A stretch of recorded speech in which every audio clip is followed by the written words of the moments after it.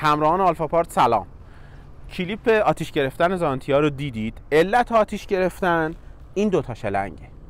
هر زانتیا یک ریل سوخت داره و فشار بنزین از پمپ بنزین از طریق این شلنگ تا موتور میاد و از طریق این شلنگ مازادش برمیگرده.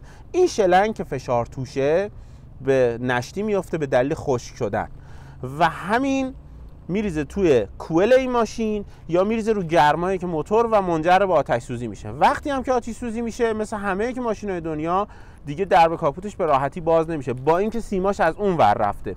ولی تعویض این دوتا شلنگ رو جدی بگیرید که واقعا یک ماشین از بین میره بابت خرابی این دوتا شلنگ که قیمت خاصی هم نداره. شاد و پیروز باشید.